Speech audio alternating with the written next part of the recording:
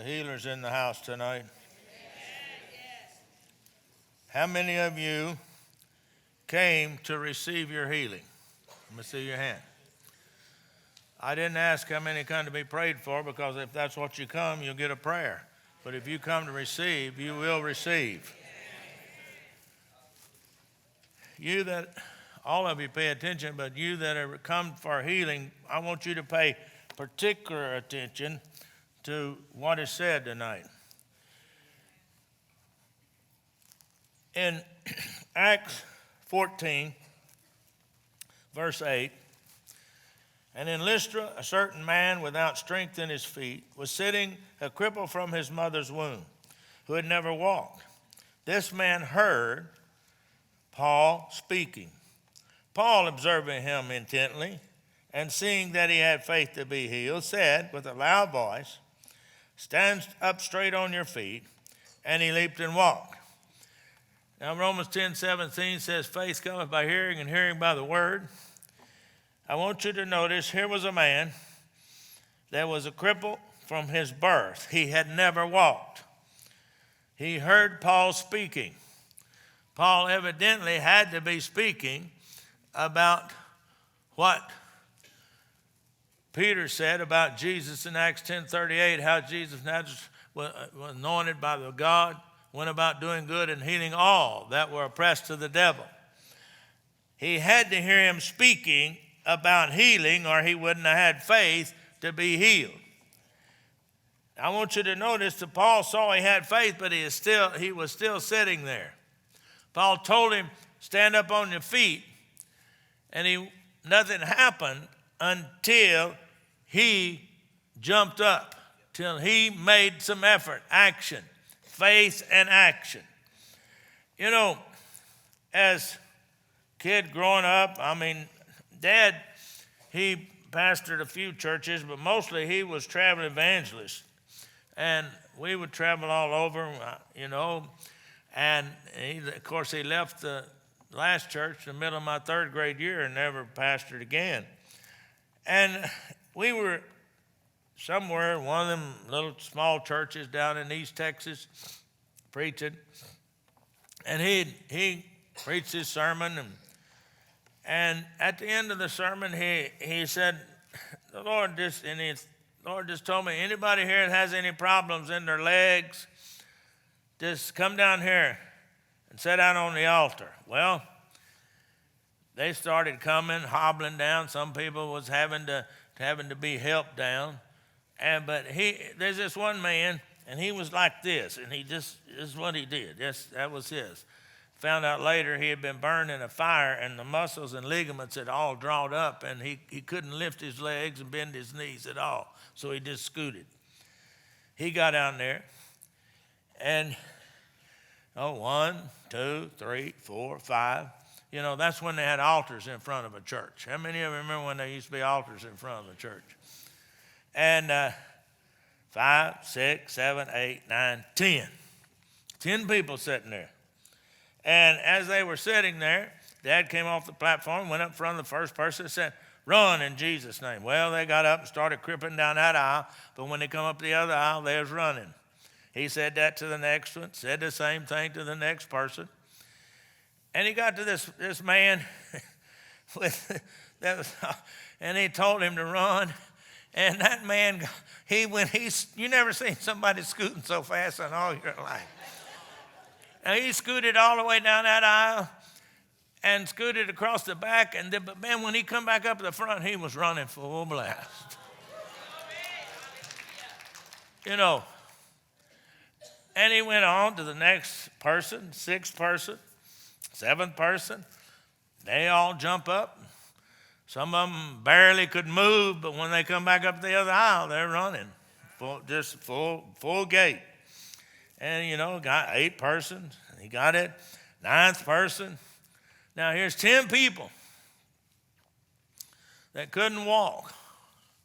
Some of them even had to be helped down there. When he told them to run, they just got up and run. Like Paul told this man, stand up on your feet. But he got to this last lady, and she is rather large lady. And he looked at her and he said, "Sister, run in Jesus' name." And then, I'm not trying to be mean or anything, but this is exactly what she did. She looked up at him, and I'm going to do it exactly the way she did it. "My God, preacher, I can't even walk, much less run." I'm serious. It's exactly what she did. And Dad said, "Well, yeah, look, these other people couldn't either. In fact, you got down here. I know you crept down here, but you got down here by yourself. They had to be helped. They couldn't run, but they did." And she looked at him and said, "I can't and I won't."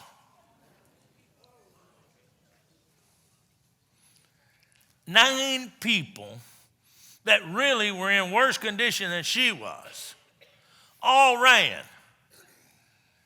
And she left like she came. The same anointing was there. She heard the same message. But when it came time for her to turn the switch and ignite the power, she refused. She refused. You know, let's go to Mark 5:25. Now a certain woman had a flow of blood for 12 years, had suffered many things of many physicians. She had spent all that she had and was no better, but rather grew worse. When she heard, there's heard again. The man heard Paul speak. Here, when she heard about Jesus, she came behind him in the crowd and touched his garment.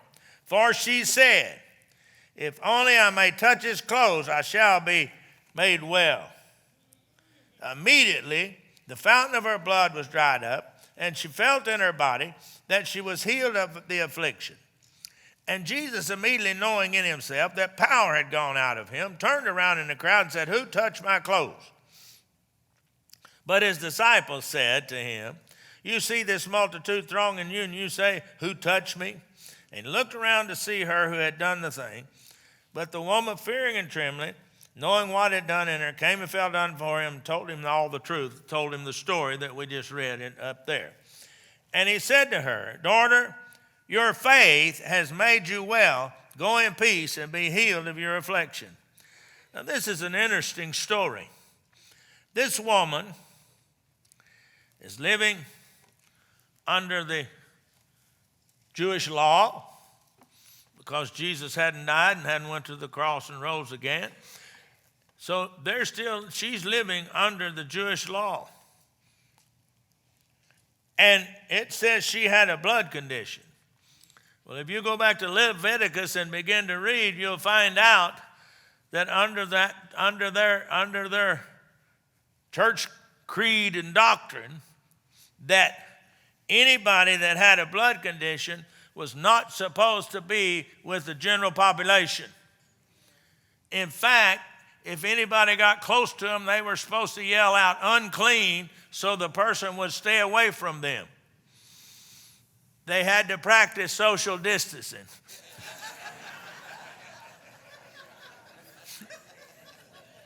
I just thought I'd throw that in there.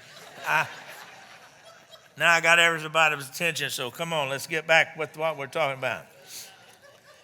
And it says that she had suffered many things of many physicians. I assume that she did what people do today.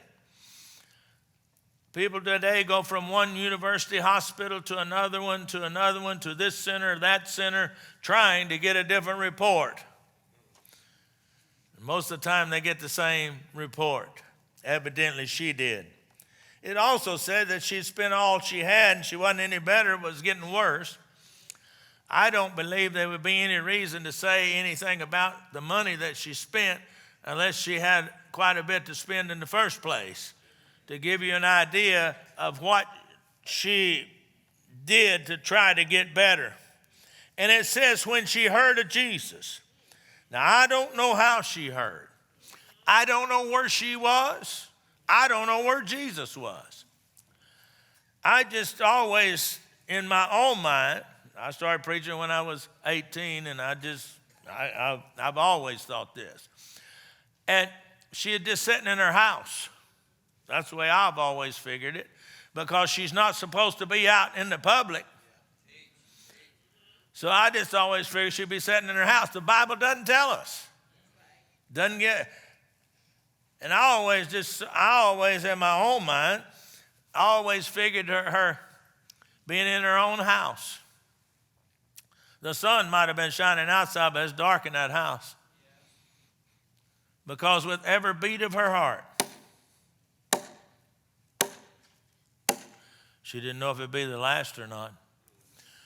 With every breath that she drew into her lungs, she didn't know if it'd be the last or not. But it says she heard of Jesus. I don't know how she heard. Bible doesn't tell us. Maybe somebody was walking by and she heard him talking about this man Jesus.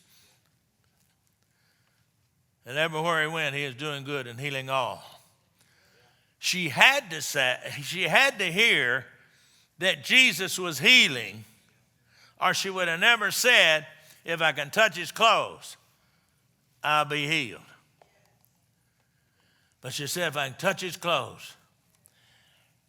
And it does not tell us where Jesus was. All it tells us is that she found him. And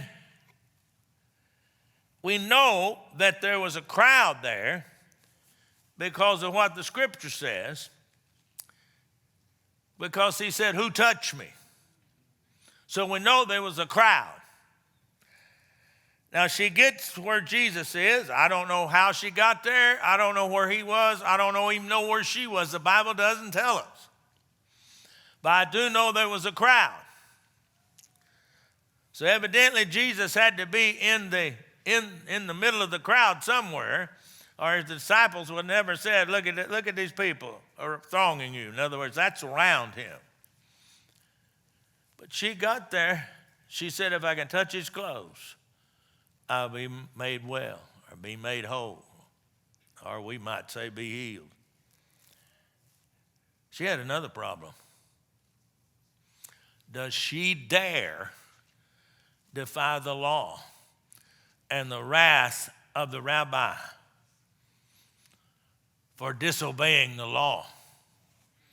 If you study that, you'll find out there was great consequences that was given out because of disobedience to the law.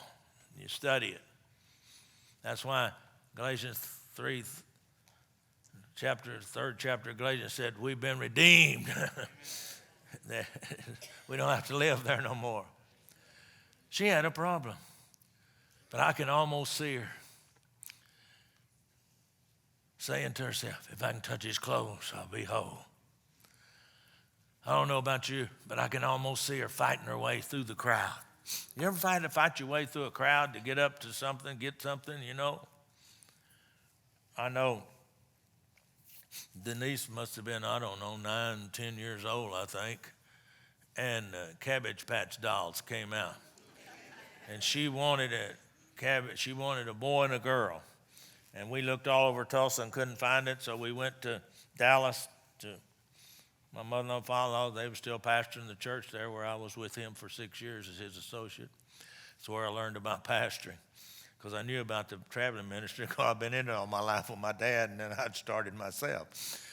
And she went to all the stores down there, couldn't find any anywhere. But she happened to see a sign or something that said that this store was going to have a shipment of Cabbage Patch Dolls the next day.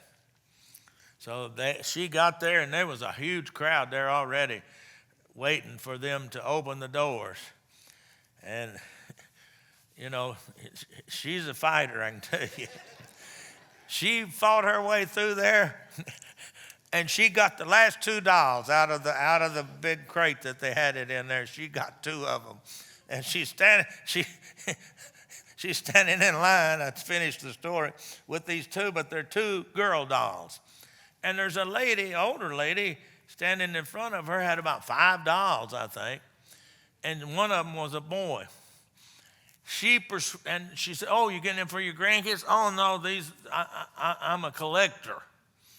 And so she convinced that lady to trade her boy doll for another girl doll. And so the niece got, and I know she's changed her office now, but for a long time, those dolls was on the shelf in her office at the ministry. But I said all that, she fought her way through that crowd. I'm almost certain that's what this lady had to do to get to Jesus. Now, see, you need to understand the life and times of Jesus. I took a course on that when I was in Bible school a couple years ago. Try 50 years ago or longer. Longer, my wife's saying longer. Yeah. But it was called The Life and Times of Jesus, and it talked about when these teachers would be traveling on the road or traveling, that as they were walking, they would teach the crowd that would gather around them. So that's probably what was going on. The Bible doesn't say so, but that's probably what was going on. And she got there and she touched Jesus. And Jesus stopped. The power of God always moves at the touch of faith. And he said, "Who touched me?" And the disciples said, "Look at this crowd. What's the matter with you, Jesus?" I'm going to say it our language, our 23 language. "Well, look at this crowd. What are you saying? Who touched you?"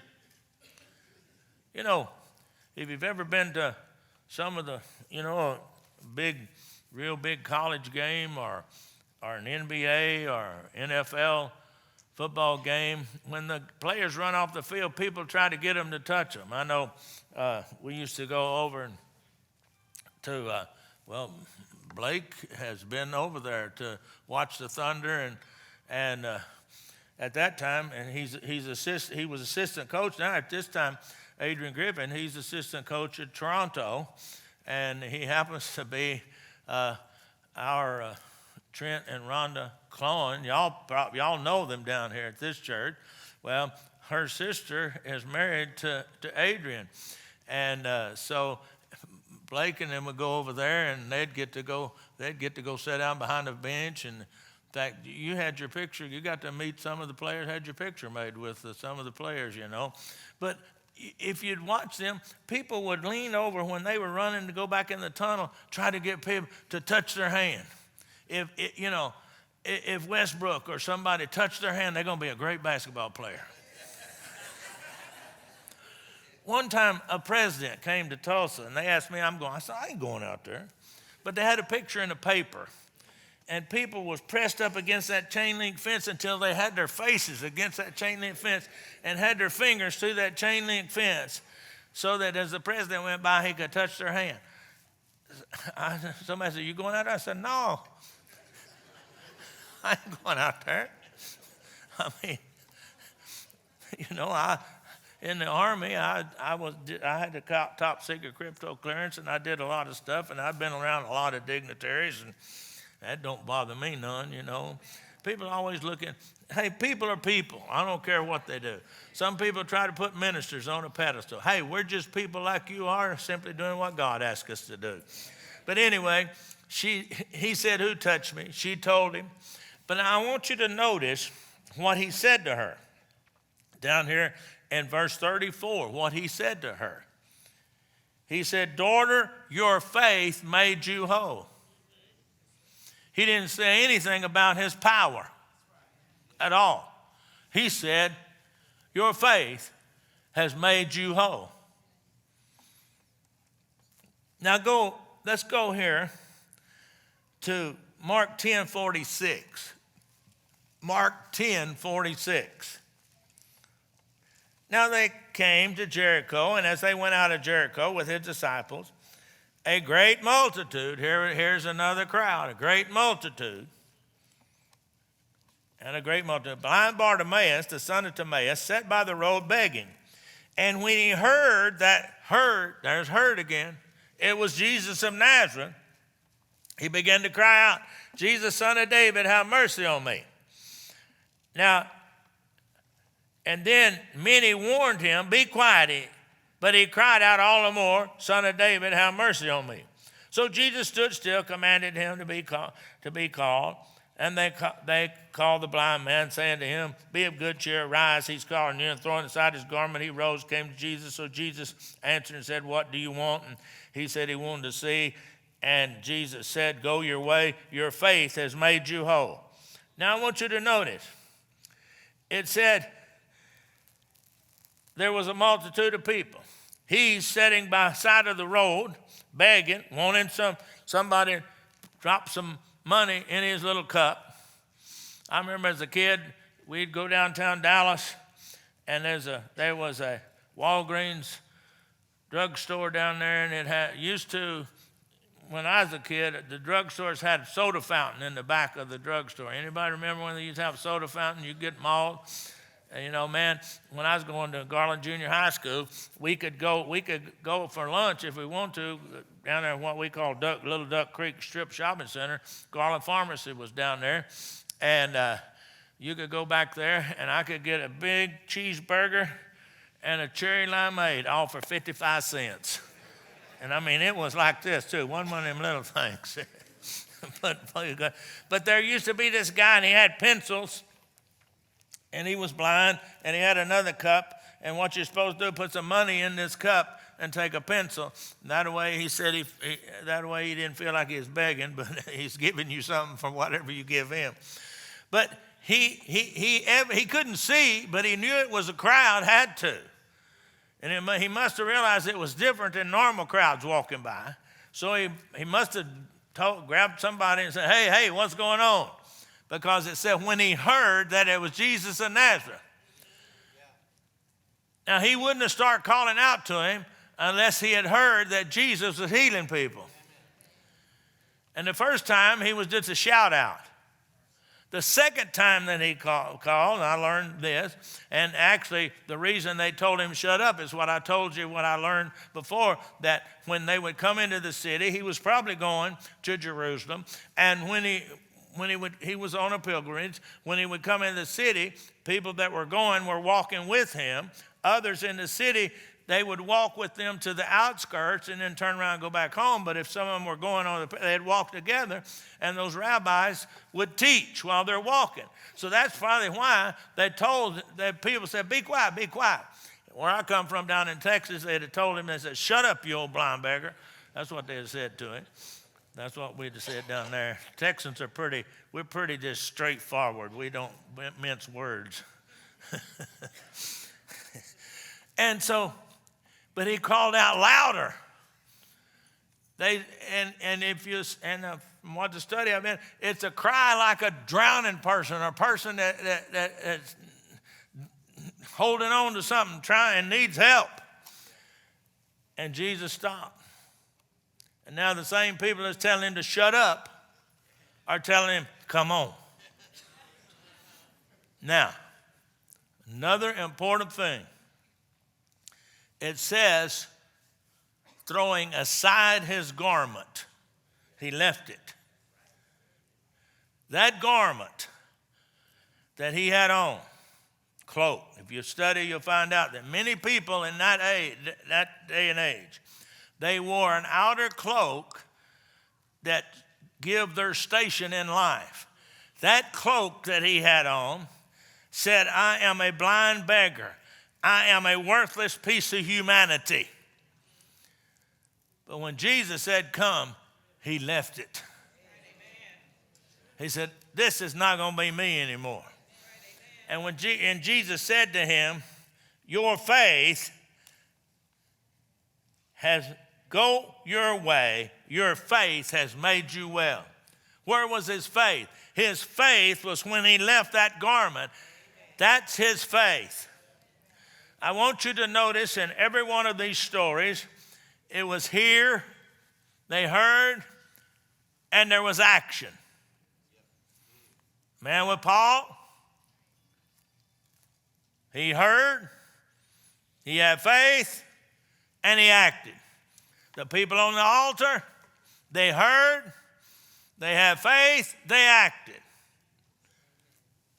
Woman with the issue of blood, she heard, she had faith, and she acted. Same thing with blind Bartimaeus. Now I'm going to go over his keyboard for just a minute. I want to show you something. This keyboard it's plugged in. And I want to tell you, there's lights, red lights, green light, orange colored light here. Here's an orange-colored little screen, says 01, whatever that means. Here's one that's red, says 01. Here's one that says 12, it's green. Red light, red light, red light, red lights all over the place. I mean, there are red lights everywhere. I mean, they're all over the place.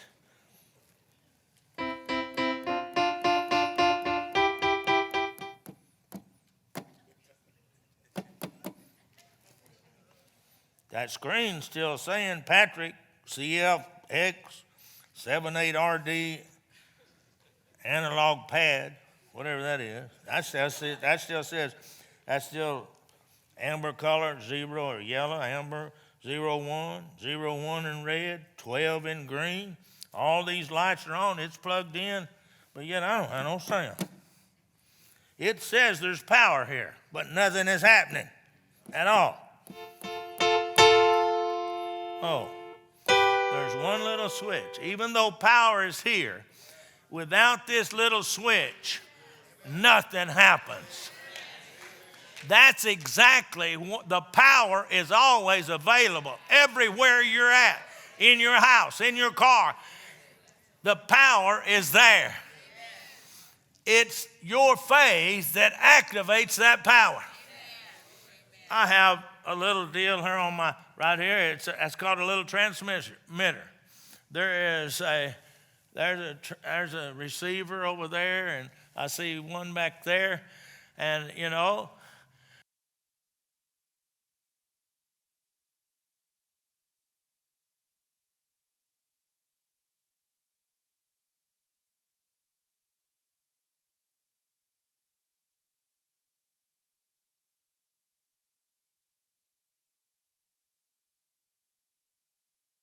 Until I flip this one little switch.